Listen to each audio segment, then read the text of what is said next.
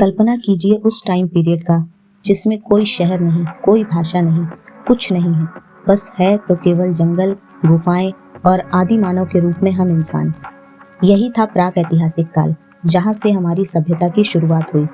इस समय मानव पूरी तरीके से आदि मानव था, जो पशु की भांति रहते थे।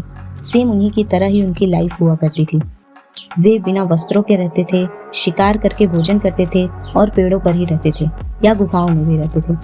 अब सवाल ये उठता है कि जब आदि मानव और पशु समान तरीके से ही रहते थे, तो मानव ने इतना विकास कैसे किया, वो कैसे विकास की ओर बढ़े? तो इसका जवाब ये है कि आदि मानव और पशुओं में एकमात्र अंतर ये था कि आदि मानव क्रिएटिव माइंड के थे और क्रिएटिव माइंड हमेशा कुछ न कुछ नया सोचता या करता रहता है। प्राक ऐतिहासिक काल को ही हम पाषाण काल भी कहते हैं। पाषाण काल इसलिए कहते हैं क्योंकि पाषाण का अर्थ होता है पत्थर, और उस समय आदि मानव जो थे वो पत्थरों के उपयोग से अपने हथियार, औजार आदि सभी कुछ बनाते थे। पाषाण की अति उपयोगिता के कारण ही इस काल को पाषाण काल कहा गया। मानव उस समय केवल पत्थरों का ही उपयोग जानता था, किसी भी धातु की जानकारी उसे नहीं थी। प्राक ऐतिहासिक काल या पाषाण काल के भागों को भी हम यहाँ पर देखते हैं। पहला है पूरा पाषाण काल।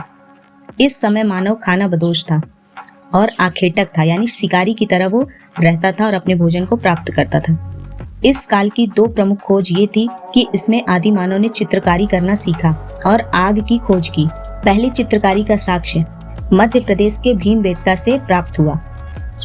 उसके बाद आता है मध्य पाषाण काल। इस समय में उनके हथियार छोटे आकार के होते थे, जिसे माइक्रोलीथ कहते हैं। इस समय के मानव की सबसे प्रमुख कार्य जो उन्होंने करना प्रारंभ कर दिया था वो था अंत्येष्टि कार्य, यानी कि अंतिम संस्कार करना। इसके बाद नव पाषाण काल या उत्तर पाषाण काल। इस काल में मानव ने स्थायी आवास बना लिया था।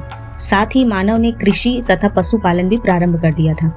मानव द्वारा किए गए कृषि के प्रथम साक्ष्य हमें किरथर और सुलेमान की पहाड़ियों के मध्य मेहरगढ़ से प्राप्त हुआ है, जहां पर खेती 7000 ईसा पूर्व में की गई थी। और आदि मानव द्वारा सबसे पहली उगाई गई जो अनाज है वो जौ और उसके बाद गेहूं है। और पशुपालन में आदि मानव ने सबसे पहला पशु कुत्ता पाला था। मानव ने इसी काल में पहिया और मनका यानी कि घड़ा जिसमें अनाज वगैरह रखा जाता है, उसकी खोज की थी। इसके बाद अंतिम काल आता है ताम्र पाषाण काल, जहाँ पर ये पाषाण काल का अंतिम समय माना जाता है। इस समय मानव ने पहली धातु तांबे की खोज की, जिस कारण औद्योगिकीकरण शुरू हो गया।